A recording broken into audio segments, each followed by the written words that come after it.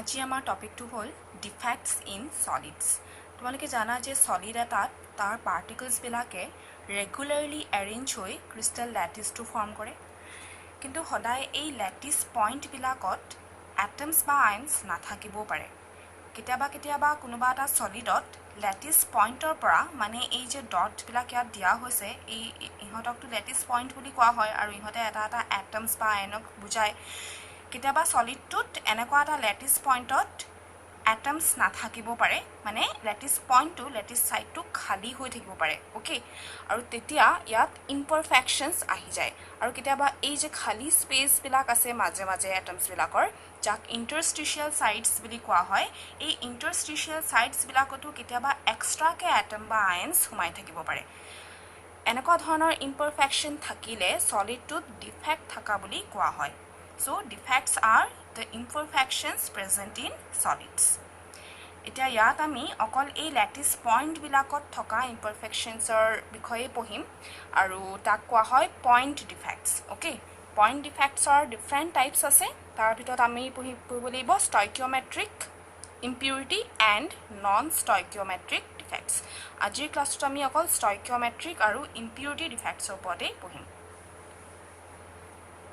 যদি লেটিছ পইণ্টৰ পৰা এটমছবিলাক নাইকিয়া হৈ যায়, তেতিয়া গোটেই সলিডটোৰ ডেনচিটিটো ডিক্ৰিজ হৈ যাব আৰু সেই সলিডটোত ভেকেঞ্চি ডিফেক্ট থকা বুলি কোৱা হ'ব, অ'কে। ভেকেঞ্চি ডিফেক্ট মানে হৈছে কোনোবা লেটিছ পইণ্টৰ পৰা এটম মিছিং হৈ থাকিব, নাইকিয়া হৈ যাব, অ'কে। আৰু যদি তাৰ ঠিক উল্টাটো হয়, তাৰমানে যদি ইণ্টাৰষ্টিচিয়েল ছাইট মানে এই এটমছৰ লেটিছ পইণ্টৰ মাজে মাজে থকা খালী ঠাইবিলাকত যদি এটমছ সোমাই থাকে এক্সট্ৰাকৈ, তেতিয়া সলিডটোৰ ডেনচিটিটো অবভিয়াছলি ইনক্ৰিজ হ'ব, বাঢ়ি যাব, আৰু সেইটোকে কোৱা হয় ইণ্টাৰষ্টিচিয়েল ডিফেক্ট, অ'কে। ভেকেঞ্চি ডিফেক্টে ডেনচিটিটো কমায় আৰু ইণ্টাৰষ্টিচিয়েল ডিফেক্ট থাকিলে সলিডৰ ডেনচিটিটো নৰ্মেল সলিডটোতকৈ ইনক্ৰিজ হৈ যাব, অ'কে। এতিয়া আয়নিক সলিডছবিলাকে দুটা স্পেচিয়েল টাইপৰ ডিফেক্ট দেখায়। এটা হৈছে ফ্ৰেংকেল ডিফেক্ট। আয়নিক সলিডছত আয়নছ থাকে আৰু সেই আয়নিক সলিডছবিলাকত total charge on cations and anions equal হ'ব লাগিব, যাতে সলিডটো ইলেক্ট্ৰিকেলি নিউট্ৰেল হৈ থাকে, অ'কে। সেয়ে ইহঁতৰ কাৰণে দুটা স্পেচিয়েল ডিফেক্ট আছে। তাৰে এটা হৈছে ফ্ৰেংকেল ডিফেক্ট। এই ফ্ৰেংকেল ডিফেক্টটো যিবিলাক আয়নিক সলিডত আয়নছবিলাকৰ ছাইজৰ লাৰ্জ ডিফাৰেঞ্চ থাকে, সেই সলিডছবিলাকেহে দেখাব পাৰে। লাৰ্জ ডিফাৰেঞ্চ মানে তাৰ যিটো কেটায়ন হ'ব, কেটায়ন মানে পজিটিভলি চাৰ্জড আয়নটো, সেই আয়নটো নিগেটিভলি চাৰ্জড আয়নটোতকৈ বহুত সৰু হ'ব লাগিব, ঠিক। এনেকুৱা ফ্ৰেংকেল ডিফেক্ট থাকিলে কেটায়নছবিলাক নিজৰ ঠাইৰ পৰা ডিছলকেটেড হৈ যায়, মানে নিজৰ লেটিছ ছাইটত নাথাকে, বেলেগ কোনোবা ইণ্টাৰষ্টিচিয়েল ছাইটত গৈ থাকিব পাৰে। এই ডায়েগ্ৰামটোৰ পৰা বুজি পাবা। চোৱা, ইয়াত মই এটা লেটিছ দেখুৱাইছোঁ ড্ৰ কৰি। ইয়াৰ এৰেঞ্জমেণ্টটো দেখুওৱা হৈছে। এই ডাঙৰ চাৰ্কলছবিলাকে এনায়নটোক বুজাইছে, মানে ডাঙৰ আয়নটোক বুজাইছে, আৰু এই সৰু ডটবিলাকে কেটায়নবিলাকক বুজাইছে। অল্টাৰনেটলি এনায়ন এণ্ড কেটায়ন এনেকৈ এৰেঞ্জ হৈ আছে। এতিয়া যদি কোনোবা এটা ছাইটৰ পৰা কেটায়ন এটা নাইকিয়া হৈ যায়, ইয়াত যদি এই লেটিছ পইণ্টটোত যদি কেটায়ন নাথাকে, অ'কে, তেতিয়া ইয়াত এটা ভেকেঞ্চি ডিফেক্ট ক্ৰিয়েট হৈ যাব। আৰু কোনোবা ইণ্টাৰষ্টিচিয়েল ছাইটত এনেকুৱা এটা কেটায়ন এক্সট্ৰাকৈ থাকিব পাৰে, তেতিয়া মানে ইয়াৰ পৰা পজিটিভ চাৰ্জ এটা নাইকিয়া হৈ গ'লে ইয়াত এটা এক্সট্ৰা পজিটিভ চাৰ্জ আহি যাব। চ' অভাৰঅল সলিডটো ইলেক্ট্ৰিকেলি কিন্তু নিউট্ৰেল হৈয়ে থাকিব, তেতিয়া সেই ষ্টেবল হ'ব, ঠিক আছে। আয়নিক সলিডত যদি পজিটিভ চাৰ্জ বাঢ়ি যায় বা নিগেটিভ চাৰ্জ বাঢ়ি যায়, তেতিয়া কিন্তু সলিডটো ষ্টেবল নহ'ব।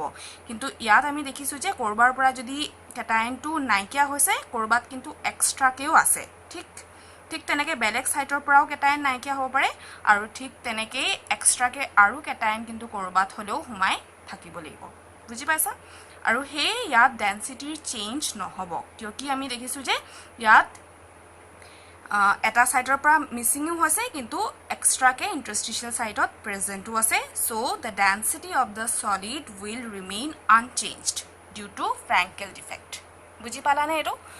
আৰু ইয়াত কেটায়নটো এনায়নতকৈ ছাইজত বহুত বেছি সৰু হ'ব লাগিব, তেতিয়াহে ই গৈ এই ইণ্টাৰষ্টিচিয়েল ছাইটবিলাকত সোমাব পাৰিব, অ'কে। তেনেকুৱা কিছুমান সলিডৰ এক্সাম্পল হ'ল চিলভাৰ ক্লৰাইড। এই চিলভাৰ আয়নটো ক্লৰাইড আয়নতকৈ বহুত সৰু হয়, সেয়ে ইণ্টাৰষ্টিচিয়েল ছাইটত গৈ সোমাব পাৰে আৰু ফ্ৰেংকেল ডিফেক্ট দেখাব পাৰে। সিলভাৰ ব্ৰমাইডেও দেখুৱায়, then silver iodide, zinc sulphide এটসেট্ৰা। দিছ সলিডছ শ্ব' ফ্ৰেংকেল ডিফেক্ট। বুজি পালা ফ্ৰেংকেল ডিফেক্টটো? নেক্সট আমি আয়নিক সলিডে দেখুৱা আৰু এটা ডিফেক্টৰ ওপৰত পঢ়িম, সেইটো হৈছে শৰ্টকি ডিফেক্ট। যিবিলাক আয়নিক সলিডত আইনছবিলাক অলমোষ্ট সেম সাইজৰ থাকে সেইবিলাকত আমি শৰ্টকি ডিফেক্টটো দেখা পাওঁ। এই শৰ্টকি ডিফেক্টত কি হয়, number of missing cations and anions is same. তাৰমানে এতিয়া ইয়াত চোৱা, ইয়াত এই ৰেগুলাৰ এৰেঞ্জমেণ্টটোত য'ত নেকি কোনো ধৰণৰ ডিফেক্ট নাই, অ'কে, ইয়াত এইবিলাক হৈছে এনাইন আৰু সৰু ডটবিলাক কেটাইন। ইয়াত যদি ক'ৰবাৰ পৰা এটা কেটাইন নাইকিয়া হৈছে, ইয়াত যদি কেটাইনটো নাই এই ছাইডটোত, ক'ৰবাৰ পৰা এটা এনায়নো নাইকিয়া হৈ যাব। সো আল্টিমেটলি সলিডটো ইলেক্ট্ৰিকেলি নিউট্ৰেল থাকিব। ইয়াৰ পৰা পজিটিভ চাৰ্জ গৈছে, তো ইয়াৰ পৰা সমানেই নিগেটিভ চাৰ্জো গুচি গৈছে। বুজি পাইছা? মানে দুয়োটা সাইডতে ই ভ্যাকেন্সি ডিফেক্ট ক্ৰিয়েট কৰিছে। সো ওভাৰঅল কি হ'ব, ডেন্সিটিটো ইয়াৰ ডিক্ৰিজ হৈ যাব। যিমান কেইটা কেটাইন মিছিং হ'ব সিমানেই সমান নম্বৰৰ এনায়নো সলিডটোৰ পৰা মিছিঙে থাকিব। বুজি পালা? আৰু ইয়াত এই কেটাইন আৰু এনায়নৰ সাইজবিলাক ইকুৱেল থাকে, সেইবিলাক সলিডেহে শৰ্টকি ডিফেক্ট দেখুৱায়। Okay, example cesium chloride, sodium chloride, potassium chloride এইবিলাকে দেখুৱায়। আৰু এটা এক্সেপশ্যনেল এটা আছে, সেইটো হৈছে সিলভাৰ ব্ৰমাইড। এই সিলভাৰ ব্ৰমাইডটো এক্সেপশ্যনেল কিয়? কাৰণ ই আগৰ ডিফেক্টটো দেখুৱাইছিল। ফ্ৰেংকেল ডিফেক্টতো আমি সিলভাৰ ব্ৰমাইডটো লিখি থৈছোঁ। বুজি পালা? এইটো ইয়াক অকণমান মনত থ'ব লাগিব যে সিলভাৰ ব্ৰমাইডে শৰ্টকি আৰু ফ্ৰেংকেল দুয়োটা টাইপৰে ক্ৰিষ্টেল ডিফেক্ট দেখাব পাৰে। অ'কে, আচ্ছা আমি নেক্সট টাইপটোলৈ যাওঁ। আৰু এটা টাইপ হ'ল ইম্পিউৰিটি ডিফেক্ট।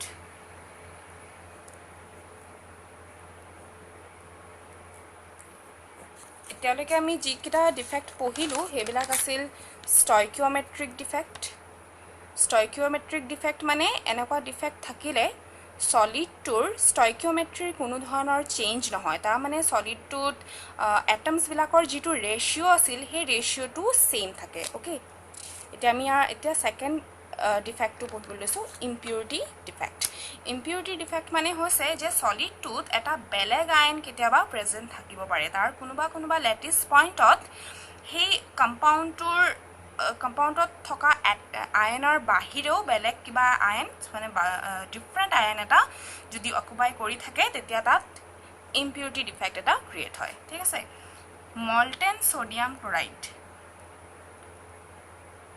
সোডিয়াম ক্লোৰাইডক গলাই লৈ তাক যদি আকৌ ক্ৰিষ্টেলাইজ কৰি দিয়া হয় উইথ ষ্ট্ৰনচিয়াম ক্লোৰাইড, তেতিয়া কিছুমান সোডিয়াম আয়ন ইয়াৰ এই ষ্ট্ৰনচিয়াম আয়নবিলাকে ৰিপ্লেচ কৰি দিয়ে। অ'কে, তাৰমানে সোডিয়াম ক্লোৰাইডৰ ক্ৰিষ্টেলটোত কোনোবা লেটিছ পইণ্টত কোন আহি যাব, ষ্ট্ৰনচিয়াম আয়ন আহি যাব। কিন্তু ইহঁতৰ চাৰ্জবিলাক চোৱা, ইয়াত পজিটিভ চাৰ্জ এটা আছে আৰু ইয়াত পজিটিভ চাৰ্জ দুটা আছে। ঠিক, তাৰমানে যদি দুটা সোডিয়াম আয়ন ৰিপ্লেচ হয় তাক অকল এটা ষ্ট্ৰনচিয়াম আয়নহে আহিব। তাৰমানে এটা ছাইড ভেকেণ্ট হৈয়ে থাকি যাব আৰু তাত এটা ভেকেঞ্চি ডিফেক্টেই ক্ৰিয়েট হৈ যাব। অ'কে, ইয়াত এক্সাম্পলটো তোমালোকে চাই লোৱা ভালকৈ। মই ইয়াৰ এটা লেটিছৰ ষ্ট্ৰাকচাৰটো ড্ৰ কৰি দিছোঁ। সোডিয়াম আৰু ক্লোৰাইড আয়ন থাকে সোডিয়াম ক্লোৰাইডৰ ক্ৰিষ্টেলটোত। অল্টাৰনেটলি ইহঁতি এনেকৈ ৰেগুলাৰলি এৰেঞ্জ হৈ থাকে।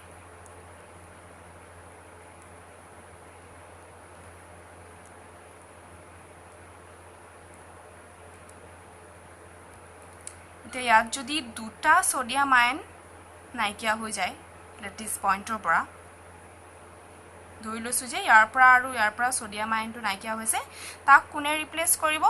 যিহেতু ইয়াৰ লগত মিক্স কৰি ইয়াক ৰিক্ৰিষ্টেলাইজ কৰা হৈছিল ষ্ট্ৰনচিয়াম আয়ন আহিব কিন্তু চাৰ্জ বেলেন্স কৰিবৰ কাৰণে দুটা সোডিয়ামৰ ঠাইত অকল এটাহে ষ্ট্ৰনচিয়াম আয়ন আহিব পাৰে কাৰণ দুটাৰ মিলাই চাৰ্জ কিমান হৈছে +2 আৰু ইয়াৰ এটা আয়নতেই +2 চাৰ্জ আছে গতিকে ইয়াত যে দুটা খালি ঠাই ক্ৰিয়েট হৈ আছিল তাৰ ভিতৰত অকল এটাতহে ষ্ট্ৰনচিয়াম আয়নটো আহিব ওকে ইয়াত এই সোডিয়াম পজিটিভ আয়নৰ ঠাইত আহি যাব ষ্ট্ৰনচিয়াম 2 পজিটিভ আয়ন কিন্তু ইটো লেটিস পইণ্টটো কিন্তু লেটিস সাইডটো খালিয়ে থাকি যাব এটো ভ্যাকেন্ট হৈ থাকি যাব আৰু এনেকুৱা টাইপৰ ডিফেক্ট আহি গলে আমি কম ইয়াক ইম্পিউৰিটি ডিফেক্ট ওকে বুজিলা আৰু